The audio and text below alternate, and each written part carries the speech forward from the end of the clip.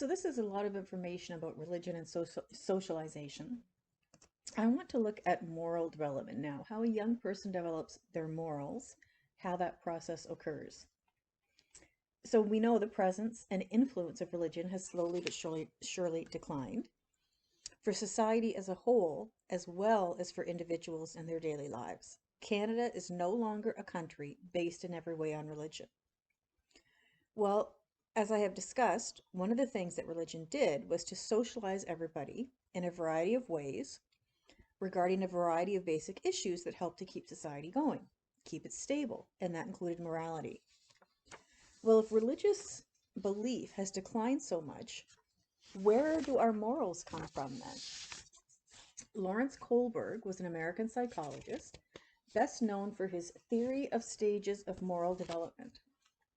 He was actually a professor in the psych department at the University of Chicago and also in the graduate department at Harvard. And thinking about what I've just said about the effect your parents' religious beliefs will likely have on you, his father was Jewish and his mother was Christian, and his parents divorced when he was 4. And he had kind of an interesting life. He was in the Merchant Marines during World War II. Then he worked on a ship that smuggled Jewish refugees out of Romania. He was captured, escaped, at one point lived in a kibbutz in Israel, and he earned his BA in only 1 year because at that time you could earn credits through examination. So if you got a certain mark on a test, you were kind of proving your knowledge and you would be given credit for that instead of having to take the course. When he died, it's a particularly sad story. Early in the 70s, he contracted a parasitic infection that caused him serious long-term health effects, contributing to depression.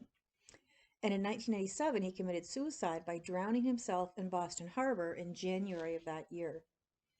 He left his identification on the seat of his car and left it unlocked so it would all be found, and then he went into the water. Kohlberg's theory of moral development says that a young person's moral thinking changes as their cognitive abilities develop, and that all this occurs with young people regardless of their culture. As you grow up, as you mature, as your cognitive abilities develop, so too will your moral reasoning. Seems pretty straightforward. But he was very, very specific. He said that moral reasoning, which is our basis for ethical behavior, has 6 identifiable developmental stages, each more adequate at responding to moral dilemmas. So how do you come up with all this? Well, he conducted research, and what he did was he had 72 boys, aged 10, 13, and 16, from middle class and working families in the Chicago area. Now, thinking back to when you've had to take research methods, what should immediately raise a red flag that prohibits this research, or should prohibit this research from becoming generalized to all adolescents, is that he only conducted the research with males and no females at all, and only with boys from one small area of the US. So just how applicable are the results to everybody? Well, what he did was he presented these boys with a series of fictional dilemmas, each of which was constructed to elicit their moral reasoning. So he would give them a hypothetical story, and then he would have the boys indicate what behavior they believed was right or wrong in these situations and why. So he wasn't concerned with what their answer was. He was concerned with how they arrived at their answer, their reasoning for it. In one dilemma, the story was, during World War II, a city was often being bombed by the enemy. So each man was given a post he was to go to right after the bombing to help put out the fires the bombs started and to rescue people in the burning buildings. A man named Deasing was made the chief in charge of one fire engine post. The post was near where he worked, so he could get there quickly during the day, but it was a long way back from his home. One day, there was a very heavy bombing, and Deasing left the shelter in the place he worked and went towards his fire station. But then he saw how much of the city was burning, and he got worried about his family. So he decided he had to go home first to see if his family was safe, even though his home was a long way off and the station was nearby. And he knew there was somebody assigned to protect the area where his family was. Was it right or wrong for him to leave his station to protect his family? Why? Another dilemma that Kohlberg would give the boys is known as the Heinz dilemma. A woman was on her deathbed. There was one drug that the doctors thought might save her. It was a form of radium that a druggist in the same town had recently discovered. The drug was expensive to make, but the druggist was charging 10 times what the drug cost him to produce. He paid $200 for the radium and charged $2,000 for a small dose of the drug. The sick woman's husband, Heinz, went to everyone he knew to borrow the money, but he could only get together about $1,000, which is half of what it cost.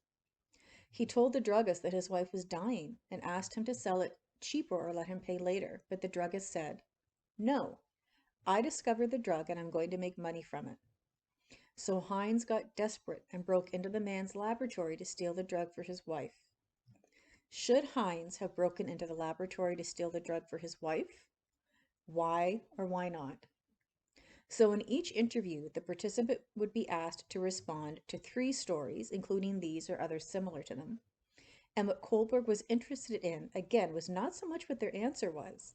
He was interested in how they rationalized their answer, what their moral reasoning was for the answer. Whether the person in each moral dilemma was perceived to be right or wrong in their actions was not the focus. He was trying to understand the level of the boys' moral development and how they explained their conclusions. He developed a system for classifying their explanations into 3 levels of moral development, with each level containing 2 stages. So 3 levels, 2 stages in each, that means 6 stages in total. And he furthermore was specific and grouped development into 3 levels of morality: pre-conventional, conventional, and post-conventional morality. So pre-conventional morality is not the focus of this course, but I still want you to generally be aware of it. This is very common in children. And somebody at this level of morality will judge the morality of an action by its direct consequences for themselves. So a child at this stage of moral development is solely concerned with themselves in the egocentric manner. How is everything going to affect me? So for example, stage 1, obedience and punishment, they're focused on direct consequences. If you do that, you're going to be spanked. Simple as that. So they might say that Heinz should not steal the medicine because he'll be put in prison and that means he's a bad person. Or they might say that he should steal the medicine because it's only worth $200 and not what the druggist wanted for it. And you know, he did offer to pay for it. At the next level, still in the pre-conventional stage, stage 2, that's more of a what's in it for me kind of thing. So it's not based on avoiding punishment. It's based on what's in it for me. You scratch my back, I'll scratch yours kind of mentality. So for example, parents will offer a child an incentive to do jobs around the house by giving them an allowance. They're motivated by self-interest. They're not thinking, oh, yay, I really want to clean up the dog poop in the backyard. No, they're thinking, I want to get paid. I want an allowance. So they might say that Heinz should steal the medicine because he'll be much happier if he saves his wife, even if he has to go to prison. Or they might say that he shouldn't steal the medicine because prison is an awful place and it's going to be horrible for him. But again, it's focused on what's best for him. In the conventional level, this is more typical of adolescents as well as adults. And with conventional morality, a person accepts society's standards of right or wrong. They accept society's conventions. So you should obey the rules, you should follow society's norms, even if there isn't a direct consequence for what you do. So if we look at interpersonal relationships, for example, a person is trying to conform to social standards. They're trying to be a good person. and they'll take into account how their actions might affect their relationships with others. So maybe Hines will steal a medicine because he wants to be a good husband, or maybe he shouldn't because he doesn't want to be a criminal. If we go to the next one, authority and social order, at this point, Kohlberg says everybody knows that it's important to follow laws. Everybody knows it's important to follow social conventions. And this is important because it means that at this point, your moral reasoning has gone beyond yourself. It's gone beyond the need for individual approval. So in other words, by the authority and social order stage of the conventional level, a person has started to really kind of combine things. They've combined their core ideals that determine what's right or wrong. So Hines should steal the drug for his wife, but also take the punishment. That's one option. Now, when we get into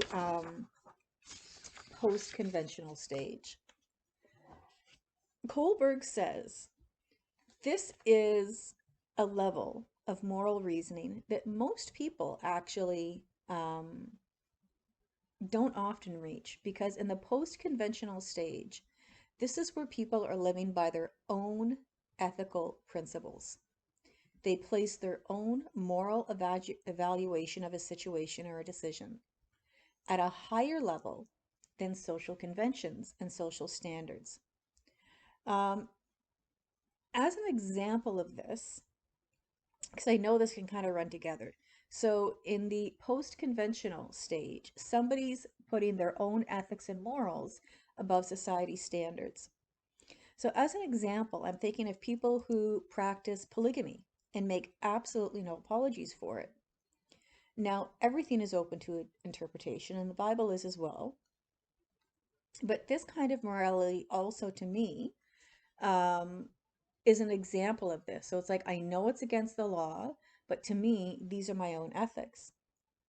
Now, this kind of morality, saying I'm relying on my own ethics and my own standards and not society's, also has the potential to lead to very dangerous situations.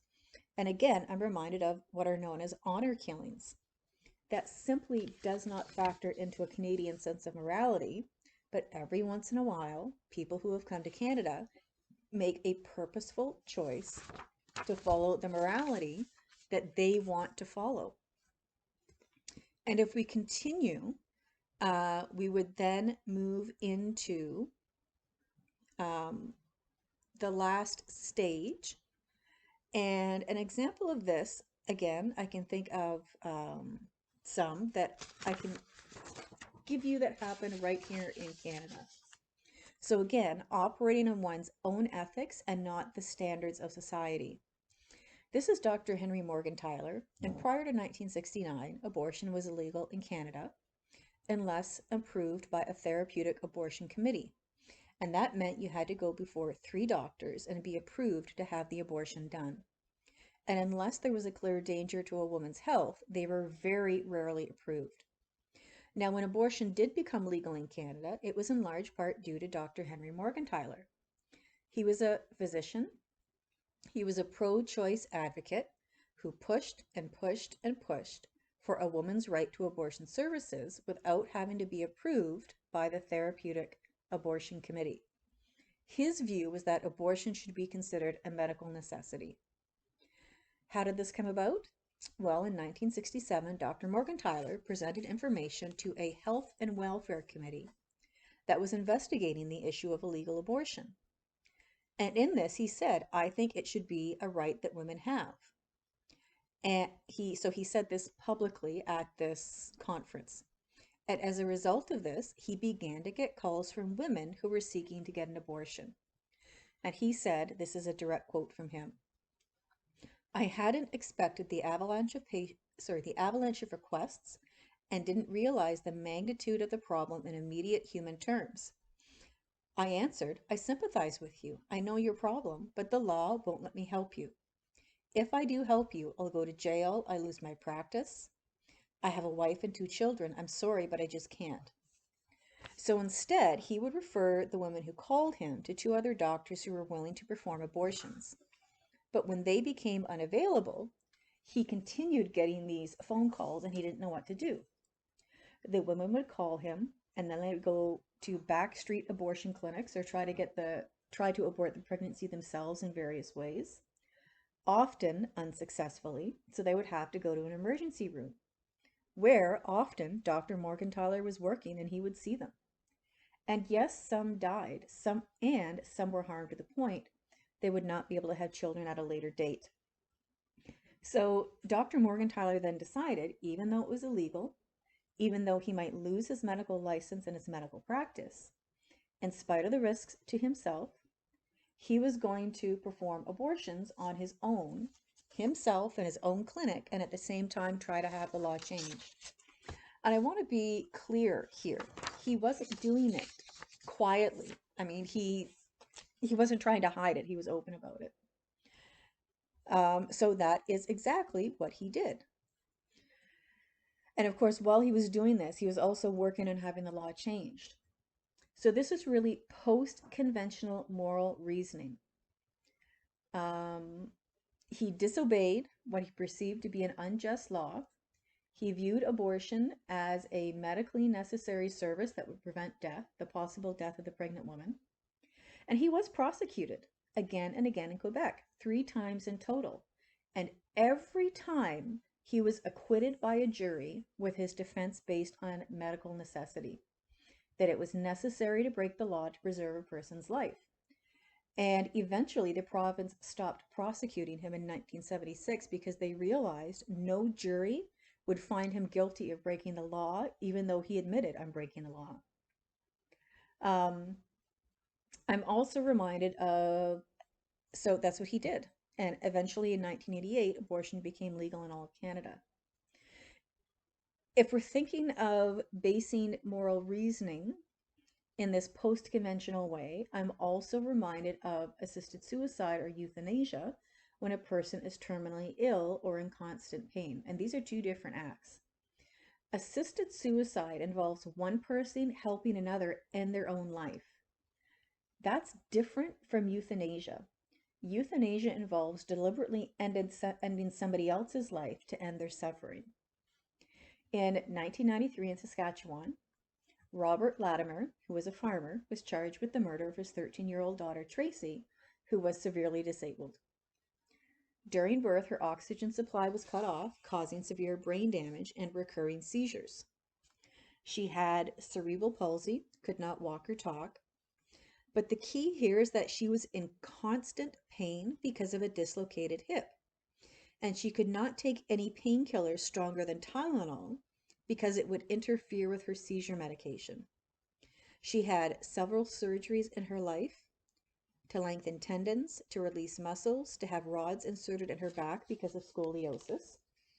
And it was when her parents were informed that she would require further surgeries that her father placed Tracy in his truck while the rest of the family was at church without their knowledge, asphyxiating her with fumes from the exhaust. And Mr. Latimer said his actions were motivated by love for his daughter, that he wanted to end her pain. He described the medical treatment she had undergone and was scheduled to undergo as, quote, mutilation and torture. What he said was, and this is a quote, with the combination of a feeding tube, rods in her back, the leg cut and flopping around in bed sores, how can people say she was a happy little girl, end quote. He admitted he ended her life, but said he did not murder her. He was convicted of second-degree murder and sentenced to life in prison with no parole for 10 years. And he was eventually released. So let's focus on the main points here regarding Kohlberg's stages of moral development, what is really relevant for this course. And the first is that Kohlberg was really clear that stages of moral reasoning increase with age. Remember, Kohlberg followed the original boys for several years, but even after 20 years, when all of the original participants were in their 30s, few of them had proceeded to stage 5. So moral reasoning is going to increase with age, much as cognitive development should. And it's going to proceed in the predicted way, meaning you can't skip a stage. It's not like somebody can skip a grade if they demonstrate higher intelligence than is expected for their age. You simply go from one step to the next. You can't skip them. And in addition, once you reach a stage of moral reasoning, you cannot regress. You can't slip to a lower stage every time, over time, sorry. So you simply cannot slide backwards. So I guess it's kind of like once you learn how to ride a bike, you can't unlearn it. You know how to ride a bike. And something else he pointed out, which is significant for sociology, is that he found that moral reasoning is correlated with socioeconomic status. So he said that middle and upper class kids will have a higher stage than working class kids of the same age.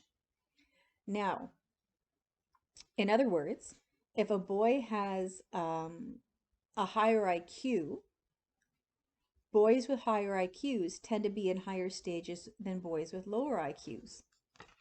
Of course, this is politically incorrect. It doesn't sound nice. It sounds like you're necessarily implying certain things about social status and economic status. And as I said at the very beginning of talking about Kohlberg, that a major problem with his work is that it only involved boys, and that his original research sample was from a very, very, almost a pre-selected selection of boys. And the text reviews more specific cultural criticisms of his ideas as well. Now, the worldview approach to moral development is different. This is more current. This says that a set of cultural beliefs will explain what it means to be human. And you could almost use this definition of what a worldview is to describe what religion is in part.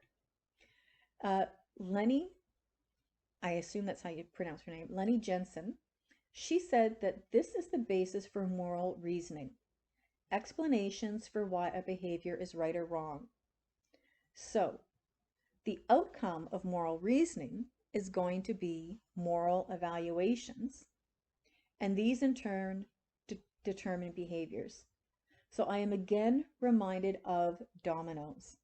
So in other words, your worldview is going to be the basis for your morality. In her research, Jensen coded people's responses to moral issues according to what she called 3 kinds of ethics. So let me just kind of summarize this in a more simple way. What she's saying is a person's morality is based on their worldview. And their worldview, your morality can be defined according to 3 different kinds of moralities. She just used the word ethics, 3 different kinds of ethics. So if your worldview is that a person is their own prime moral authority, and as long as you're not causing harm to somebody else, it's okay. That's the ethic of autonomy. You define yourself, or a person defines the individual as the prime moral authority. As long as you're not causing harm to other people, it's all good. I don't think most people would have a problem with this, although it is a very individualistic view. I don't know how realistic it is. I'm sure at some point somebody will come up with a scenario where an ethic of autonomy would lead to a problem. Okay, that's the first worldview, ethic of autonomy or morality of autonomy. The second is an ethic of community.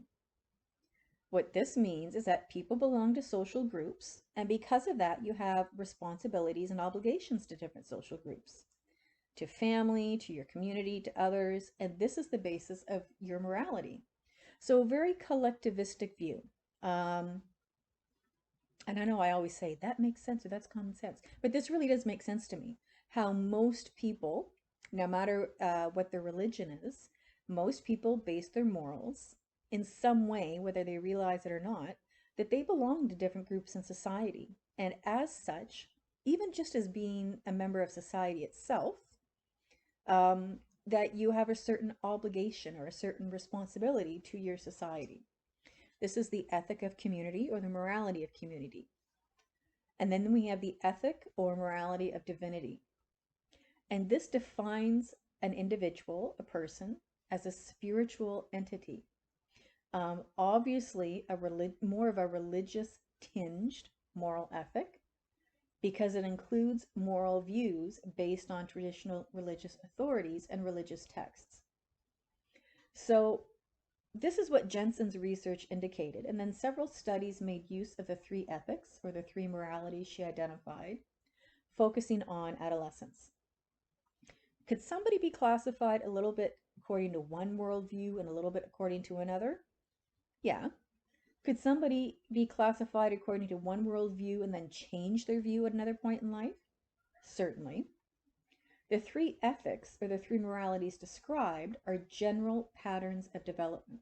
So there is some elasticity to them, for lack of a better word. Instead, they're going to be directly affected by their culture. So she says there's more than one prototype, more than one pattern here. So for example, in a collectivistic culture where social harmony and interdependence is more highly valued, of course, the ethic or the morality of community is likely going to emerge, particularly early in childhood. And then it's probably going to be strong again in adolescence and emerging adulthood. That just seems like common sense to me. Because if you're raised in a collectivistic culture where you're raised to focus on interdependence as one of the key features of your life, of course, community reasoning or community morality is going to be strong. They've been raised to always consider the needs of the many, not just their own. So they've been raised to consider the needs of the many. So of course, in a collectivistic culture, they're going to be more focused on a morality. Oh, let me put back to the page. On a morality that focuses on that kind of reasoning. It just makes sense. In a more individualistic culture, the ethic of community reasoning will likely be less common. It doesn't mean it's non-existent, but it's going to be less strong because in this kind of culture, the rights of the individual are encouraged more. Individualism is encouraged more, and in many ways considered to be more important than the interests of the group. But as I said, these are not ideal types, these are extremes. So so right here we have the individualistic, which is typical of reflecting Western ideals, and collectivistic, typical of reflecting Eastern ideals. So of course, depending on how you've been socialized through childhood into adolescence and emerging adulthood, that's going to have a very strong effect on what you consider a normal basis for morality.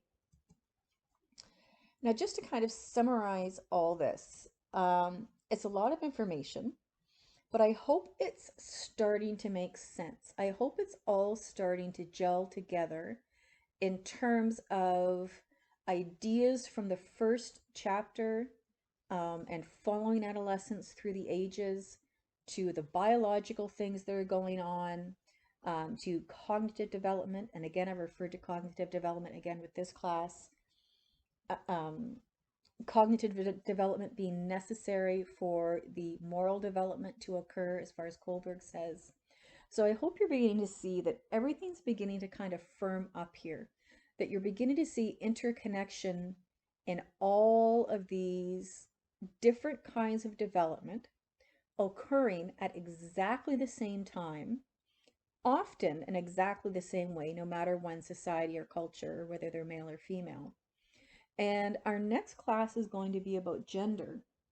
You're going to see that as well in terms of cognitive development, morality, what's expected, and so forth. So please remember to complete your quiz for the week. As always, if you have any questions, email me. I am here to answer them.